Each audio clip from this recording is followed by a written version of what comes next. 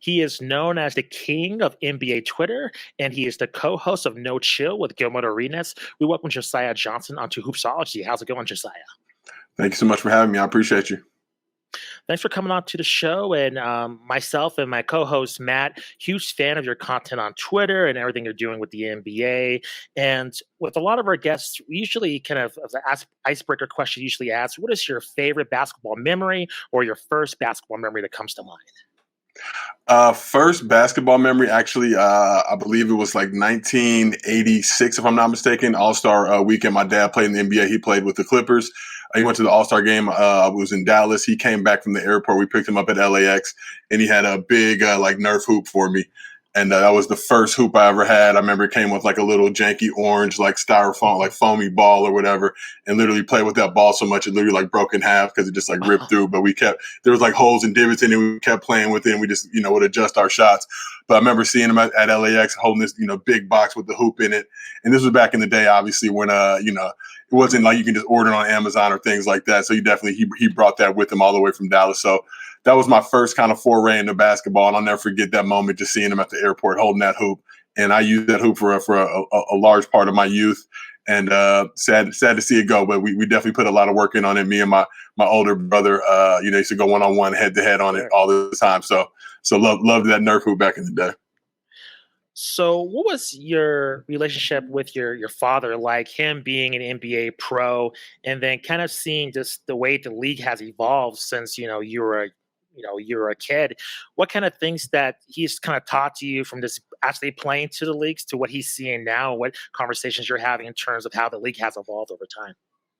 So he was playing during the 70s, 80s, obviously a lot more physical game, not as much technology. So, when guys would get hurt back then, it was definitely devastating. And there was a lot of injuries back then that happened now. The guys are back in 9 to 12 months, which is pretty insane thinking about back then. Those were more or less career enders. So when I was really young, my dad actually got hurt playing against the Mavs, coincidentally, but ended up hurting his neck and missed a significant amount of time. So I don't really have a lot of memories from that phase. I was like 3, 4 years old, but he made a comeback in 1989 with the Golden State Warriors. And I was 7 years old at that time.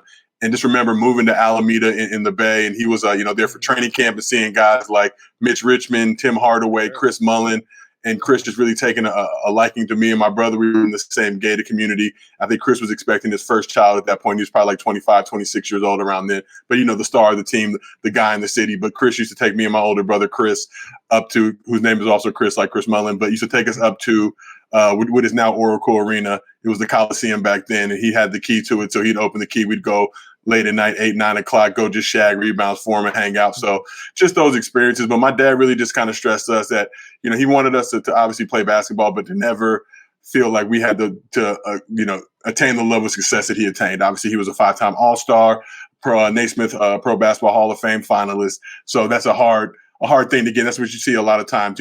Bronny's kind of one of the exceptions in terms of kids' sons, the Sharif O'Neal, another who have gone on to do bigger things. But just always wanted us to be our own men, encouraged us to have a bunch of different hobbies and activities and interests. He was a theater arts major at UCLA, so he used to host a show that used to run on campus, and that was a part of his curriculum.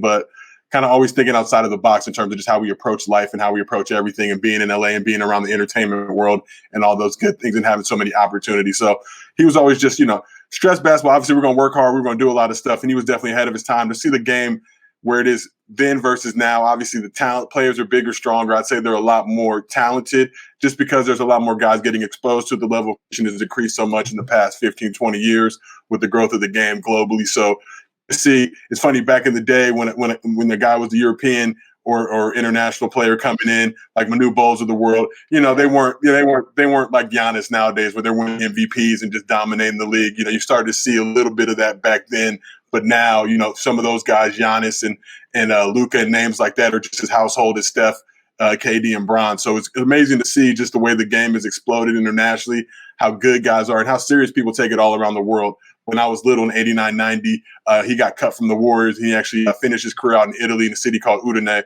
And we moved out there as a family. And I remember as a 7, 8-year-old playing with like the 11 and under team out there. And there were, a lot of guys did that. Kobe and a lot of people had parents that were playing overseas at that point. Sure. And kind of were birthed in that European style, but it was really intense even back then. So just to see the way the game has grown and evolved, it's really amazing to see. My dad works for the Bucks now with Giannis and that whole crew, so he was just a part of that championship run with that squad. So just to see, him now playing in Milwaukee, going back there as a color commentator, being able to celebrate and take part in the championship and just all his contribution to the game as well have been tremendous. So you brought up the international portion of the game, and I think it's almost a foregone conclusion that within the next couple of years, Luca is probably going to be the best player in the league. How do you feel within, maybe not only him, winning MVP, but we know we've seen Giannis, but as we progress and see more international players with a higher level of talent, is there a possibility of, international talent being the best players in the league, outnumbering the American players? Do you foresee that happening? I'd say in the next 20, 30 years, that's definitely a possibility. You'd hope that, American youth organization, the basketball and AAU is solid. A lot of us came up in that. But now it feels like they just need a lot more organization and structure. You're seeing that now with the G League, Ignite, and other leagues that are popping up that are really working on development. Even LeVar Ball, his JBA league, which lasted, I believe, for a season or two. But really focusing in on development and earlier. Think about a guy like Luca, which I stress, and like Luca was going to be an amazing talent no matter what. But he's 14, 15 years old. He's getting introduced to the pro circuit. He's leaving his home in Slovenia to go play in Italy and go play in other places where he's going up against 17, 18-year-olds, grown men, playing on the senior team, I believe, as a 17, 18-year-old, and just getting that experience, though. And look, that's not for every guy. A lot of guys would get mentally broken and defeated in those situations. So Luka is definitely an anomaly. But I think if we instituted that just more organized structure with players in America, we would be able to combat it. Obviously, we're one country. There's 300, 400 countries around the world. So all of these countries, basketball is such a global game. Now I want to say over 1 billion fans and people playing it collectively. So you're going to see people that rise up from all these different countries, different worlds. Obviously, Africa's been a hotbed and a hot spot for a lot of premier talent. So it's exciting to see. It's exciting to see the game grow into a level that's similar to soccer. I'm a reasonable size soccer fan. Like I said, I'm the biggest soccer fan in the world, but I definitely appreciate the international component of that and guys on teams from 10, 12 different countries that all speak different languages, but kind of know how to play with each other. And it's kind of just the game is a unifying force. So to see that in the NBA is going to be really special, exciting, and the talent level is just going to continue increasing. I mean, we're seeing guys like Kevin Durant at 7'1" doing the things he's doing. Back in the day, if he's that height, trying to bring the ball up the court and do hezzies and things like that, coaches are yelling at him, telling him to get in the post. So a lot of it, too, is just the mentality of just kind of coaching in America and how that's evolved. But these guys put in so much work on the forward and the guard level, just perfecting their skills and their craft. So it's exciting to see. I think, we're not going to go down without a fight. Obviously, this Olympic team just showed us this summer that, they lost a couple tough ones early in the exhibition rounds, but once it got hot and heavy in the tournament, it was time to put in work, and these guys came through with the gold, and definitely wanted to remind everyone while they're drinking their Lobos tequila that they still run things. So not quite there yet, but I think what we've seen the last 20 years to now versus what's going to happen from now in the next 20 years is going to be a phenomenal explosion of the game and just the growth of basketball internationally. So I want to shift gears to yourself on Twitter. And I just find it amazing all the tweets you're able to come up with, because I struggle with just a tweet of my own and being creative. I'm like, how does this guy do this? Because I just trying to be witty and funny is just not in my skill set at all. So I just wanted to ask you, from when you first started to gain notoriety for your tweets to now, what has been the evolution on Twitter specifically that you've noticed within kind of the NBA world in terms of just players noticing your tweets to just reactions online and just overall how social media has affected the NBA overall? Well, I think just in general, when you're looking at social, it's just been an explosion. You're talking about Twitter, which came out in like 2008. I think about like the lockout in 2011 and just the impact that had with all the summer games that were popping up and guys showing up everywhere, and how Twitter was very, very instrumental in that and kind of the foundation for NBA Twitter. So just to see the way that the NBA Twitter community has now grown. Back in the day, you had a lot of beat writers, and those were the people who were kind of the voice of the team. They would follow the team everywhere. But now you're getting all these individual personalities amongst all these different NBA Twitter communities. So you got Warriors Twitter, you got Lakers Twitter, Clippers Twitter, Celtics Twitter, Grizzlies Twitter, all these different factions and additional national Twitter people like myself that kind of operate in different buckets. It's a great thing for me to see. Like, I'm doing a lot of on-air stuff. Obviously, you mentioned I'm co-hosting the show with Gil. I got a show on Wave TV called Out of Pocket that I'm also co-host.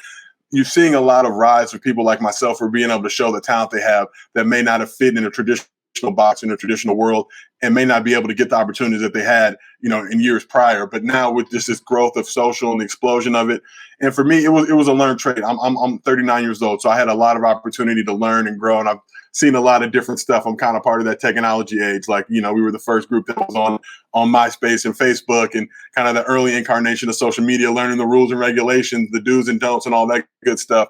So now we're a lot more seasoned than a lot of these kind of, younger generation people that come in now are starting to use these platforms.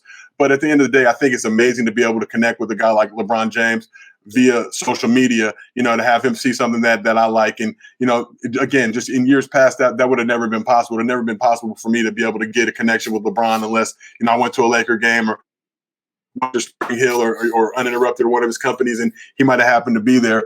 So the avenues and the lanes that it's opened up for myself as well as other people, it's great for me to see. It's refreshing just to see all these talented individuals, people like yourself, like, trying to do this 10, 15, 20 years ago would have been significantly harder than it is now. Now it's just an email. We figure out a time up on StreamYard and we get it going. Back in the day, hey, we got to coordinate how we're going to even do it. If I could do it, I mean, we're going to go to a radio station. Am I going, like, how are we going to get this going? So just the technological age, just the advent of technology and the revolution on that side has really helped foster a community in a world where everyone can now get in touch with each other. It doesn't matter if you're overseas, you're in America, you're in LA, whatever it may be, you're literally a tweet away, a DM away, an email away from connecting with anybody. So I've just been able to leverage that, take advantage of that, and just try and consistently put out content that people gravitate towards. I like to say, like, I can get into these, the big, NBA debates and the PER and the analytics and all that great stuff. I just really don't care to do all that. I find you just waste a lot of time debating people who you'll never really meet. And ultimately, what's the prize for that? So I try to keep the mood light, make people laugh. And I definitely have a lot more respect. I feel like when I first started in social, like a lot of people, I grew up in the YouTube era where people would say outlandish, crazy stuff to each other, and there was no real accountability. And you could hide behind an account and not have to worry about anybody finding you. So I'll let everybody know everything that comes from my account is coming from me. I try to be open and transparent about it. But now having guys, those type of people following me, I definitely have to approach social media differently, be a lot more respectful. And I think it's made me also just realize that I deal with a lot of the same similar mental health issues that a lot of those guys deal with in terms of troll and negativity and bitterness of people on the platform, which is only natural as your star power and your success starts to rise. But it's nice and refreshing to me to be able to just approach things and know that, Trae Young's dad's following me. So if I make a Trae joke, I got to do it in good taste. But now Trae's looking at it in the locker room after the game and he's laughing about it. Or, LeBron seeing something. Like I put up a video of Colin Kaepernick the other day, just his highlights, just to remind people how amazing of a football player he was.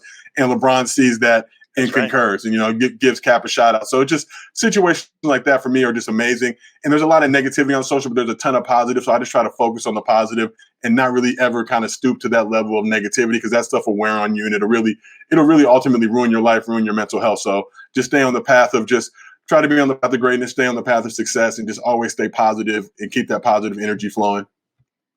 Yeah, I totally agree with you. And I think players sometimes get misrepresented as being too sensitive when, they're taking a lot of hate. I mean, anybody would be pissed off if they saw half the things those guys see on like a second by second basis. But if they're approached with humor and just humility and just something that's funny, I think they're going to find it funny too because they're in that NBA spirit and understand the joke, what's going on. So I think, especially athletes in the NBA, they get a bad rap as just being too touchy or be too sensitive because I think, like yourself, you're coming up with great content. I think they respond to that in a positive manner. I just think usually it's the amount of hate they take on just a daily basis. I just think it's for a normal just fan, they probably would crumble fairly easily. So Definitely. A lot of that they can give it, but they can't take it. So that's the thing you see a lot too. You got these troll accounts, and it's funny, they're a troll account. Nobody knows who they are, but just even see them getting sensitive sometimes when they end up on the wrong side of something or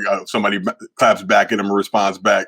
And it's like, bro, nobody even knows who you are, and you're trying to show emotion and you're trying to humanize yourself. It's like you made that choice to hide behind this account. And that's the thing with me. It's like, death threats, ratio, cringe, all that type of negativity. I'm so used to it now that it's literally, I'm just Teflon with that stuff. And I almost kind of embrace it. It lets me know to keep going and to keep making quality content.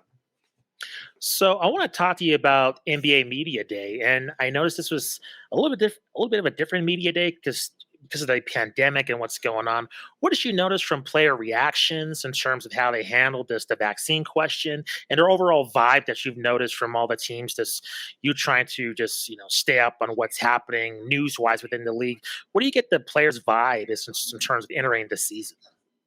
I think guys need to first and foremost understand what HIPAA is and what a HIPAA violation is. It's kind of like tampering, like right, Right. like teams can do it, doctors can do it. Like it's not a HIPAA violation if you tell your own personal business. I think the vaccine thing has been super polarizing. It's been very disappointing to me. I think the league is 90% vaccinated according to Michelle Roberts, and you know, I think a lot of these guys, and it's unfortunate because the media definitely will highlight negativity and they know they can get clicks off of the guys who aren't vaccinated and kind of going at them instead of elevating and really promoting the guys who are. But at the end of the day, these guys are role models. People look up to them. People go to them and believe in them for better or for worse. Charles Barkley said, "I'm not a role model back in the day, but that's BS. Like you are." And that's just what it is. Like kids look up to you. So they're going to follow your lead in a lot of situations. So I think to see a team like the Lakers that's going to be 100% vaccinated by the time the season starts is definitely laying the foundation, laying the path that other people should follow.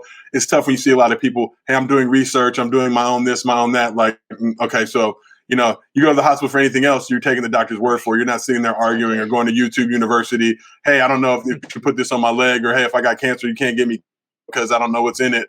We deal with these situations all the time. And I understand being a black person in America, especially with the things that have gone on previously, historically, there's definitely some cause for concern. But as other people who were smarter than me have pointed out, all the rich people were taking the vaccine first. So if it was a situation where, all the billionaires and all the politicians, all those people got the vaccine first, and then it kind of trickled down. So if it was going the other way and it was like, hey, poor people, you go first and see how this thing works, then there'll be some cause for concern. But I think everything we've seen with the research and the data and just, like Kareem said the other day, you have to not be selfish. And even if you will recover from the virus easily than somebody else, don't put your teammates, don't put your franchise coaches, other people that work there at risk. We've seen a lot of death over the past 18 months. So I think should be a wake-up call to people where even if it's not going to affect you, don't be selfish and greedy and just help out. I was hoping that when this thing first started, people would rally behind each other and it really be a unifying situation, like kind of like 9/11, where when that happened, for some parts of the world, obviously for people from the Middle East, it probably wasn't as great of an experience. I'll just say that. But for some level, there was some unification and unity, and races and people who didn't traditionally get along with each other kind of let bygones be bygones for a little bit. But we really haven't seen that now. It's just been super polarizing, separated into a shouting match. And it's like, look, Anthony Fauci, whether you disagree, love him, hate him, whatever, he's a virologist. He's been through numerous presidencies. He's done this for a long time. So questioning him is like trying to question Phil Jackson on coaching or the triangle. This doesn't really make any sense. Like, oh, Phil, I saw on YouTube that you could do this. Like, I mean, look, I got 9 rings, brother. Like, I get it.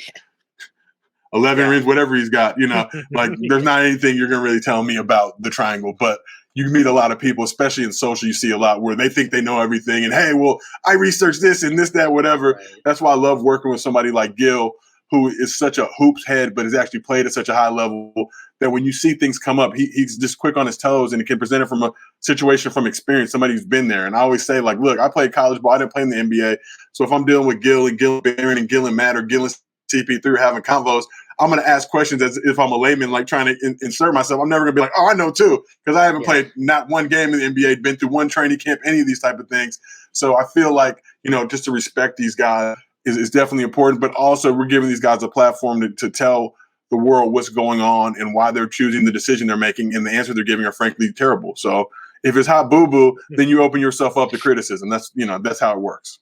For sure. And from a basketball perspective, in particular with Kyrie Irving, I think it's interesting how yes, he is being vilified at the same time from a on-court perspective. He wasn't on the court last season, and if it wasn't for Kevin Durant putting his foot on the line, they probably would have won the NBA title, arguably. So I just, at the end of the day, from a basketball perspective, I mean, the Nets are so loaded that I don't necessarily think it's a massive deal, in terms of how the continuity is in regards to the Nets actually, winning the championship. But I want to ask you from a Lakers perspective in particular, 6 Hall of Famers on that team. You're a big Lakers fan following, what that squad is doing.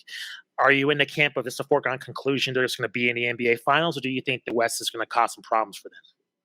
I mean, if they had this roster 5, 6 years ago, foregone conclusion, I don't think anybody's beating. They're probably going like 77-5 and Right. 16-0. And they might drop a game in the postseason just on a fluke. But this is, we got to remember, LeBron's entering year 19. He's going to be 37, I believe, in December. Carmelo's, on the tail end of his career. Trevor Ariza, who's a guy I played with at UCLA. Shit, I'm 39. Trevor's like 35, so he's old. Like these guys are old. So I think this roster was built with hopefully the thought, and this is what I said last year. Don't need to see LeBron playing more than like 50 games during the regular season.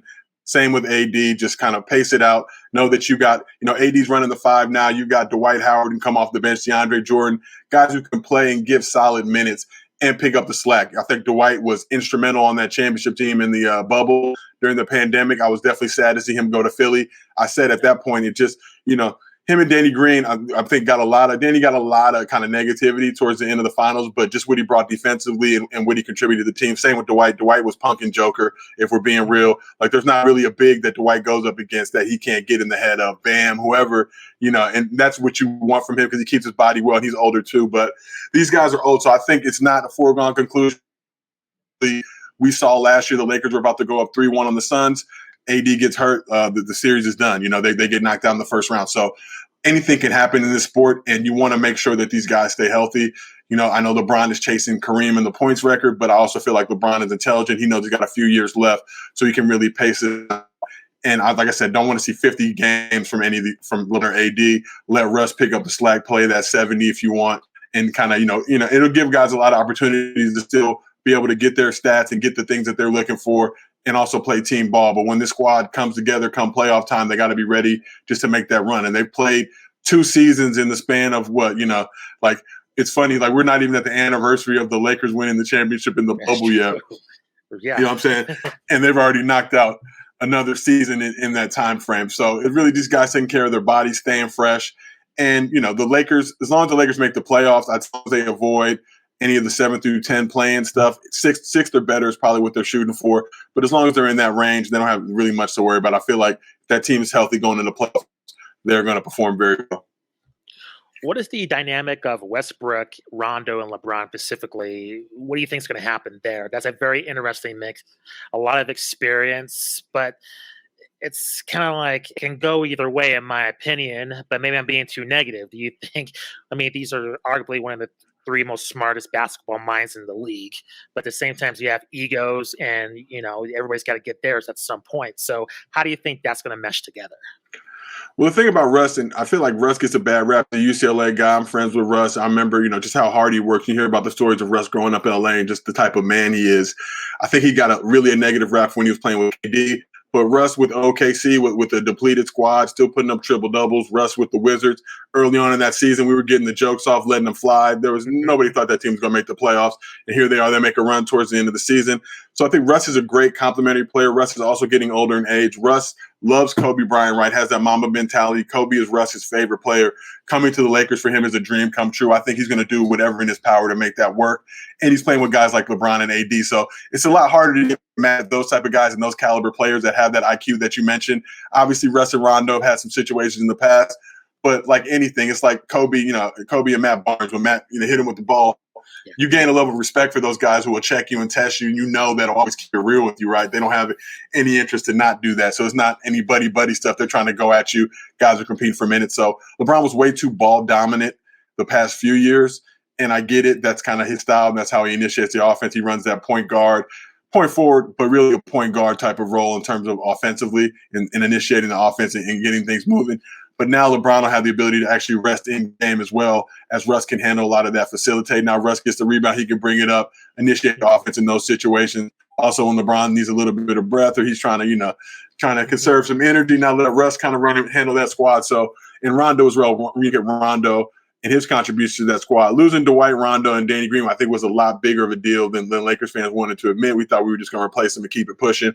But these guys are brilliant, and they elevate their games in the postseason. Rondo in the postseason, playoff Rondo is a thing. So I'm excited about that. I think all these guys are going to work together. Even a guy like Melo, who's traditionally had a reputation, which he probably didn't deserve, but for being a certain type of way and jacking up shots or whatever, even he's coming in, understanding what his role is. And all these guys, they want to win a ring. LeBron's got 4 of those things. AD's got 1. Rondo's got them from the Celtics and Lakers. Like they want to Now go ahead and get that ring. So a guy like Russ, who's been in the league now several years, like, I'm trying to get that ring now. Like, I've done everything. I've averaged triple doubles for 4 seasons, Yeah. won an MVP. All that stuff is great, but nothing compares to drinking that champagne and Right. smoking cigars in the locker room after hoisting up a championship banner.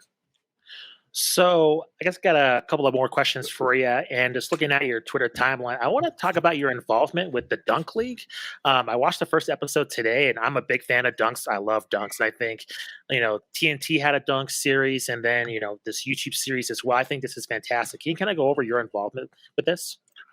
Oh, I'm just linking up with those guys to help them get the word out. Obviously, like yourself, I'm a big fan of dunks as well. So I think, too, when you look at the world of dunking, right? NBA guys are at a certain level, but there's a lot of guys who haven't made the league, and dunking's kind of that one thing where if you got the boosty, and I've seen a lot better dunkers that haven't made the league than I've seen in the league. So to be able to see these guys have an opportunity to make some bread, go up against each other, and show off some crazy stuff and really take dunking to another level.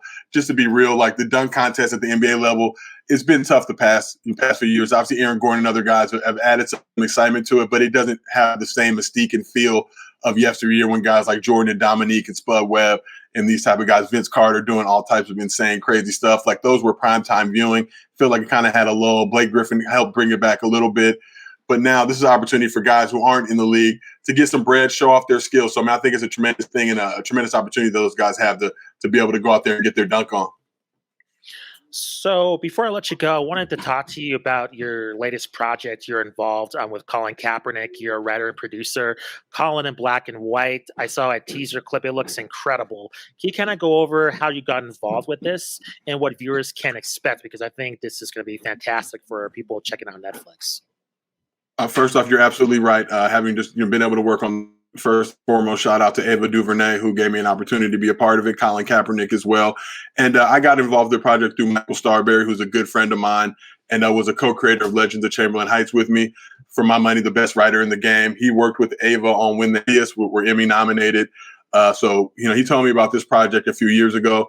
And it's crazy, man, because I remember in 2016 when it first happened, I really just respected Colin so much for what he was willing to sacrifice, that we actually went to a Comedy Central at an Emmys party. So I came there. I'm a Raiders fan. I came there in a Kaepernick jersey just to show support there with him. And this was 5 years ago.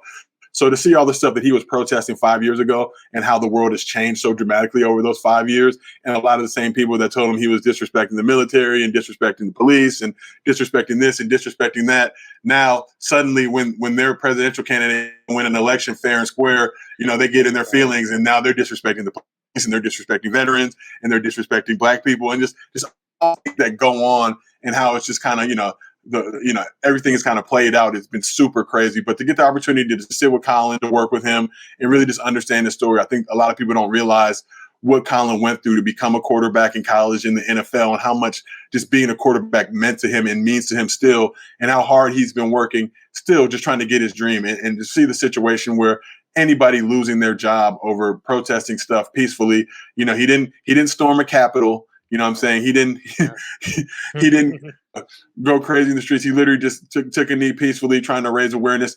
Was actually, I think, he was convinced to do that by somebody in the service industry, a teammate of his, who said that this would be a way to do this.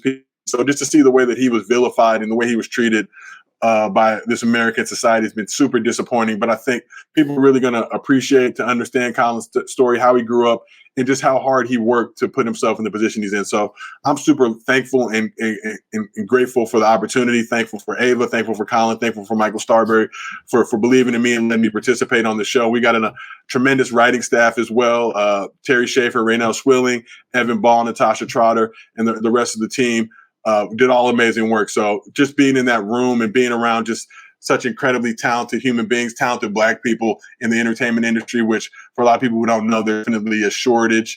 And it's not for lack of resources and talent, just because that's the situations we deal with. But to have a room, and I really credit Ava just on being able to give people like myself and marginalized people the opportunity to cook and show their skills.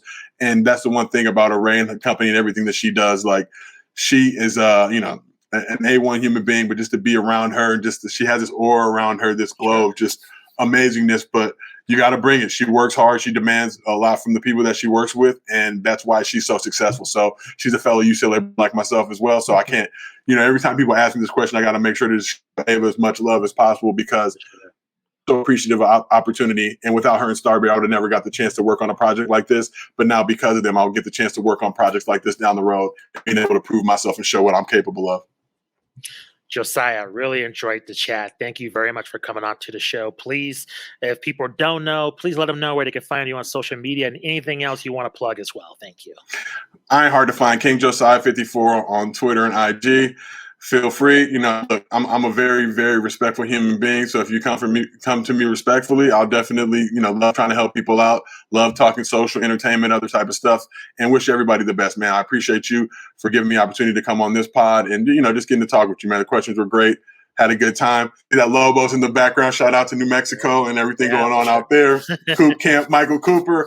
Used to do some time. We were talking before the show, but I used to spend some time in Albuquerque as a kid. Hanging out up there, going to Coop Camp. And I think it's funny that I see that Lobos in the background. It reminds me of Coop.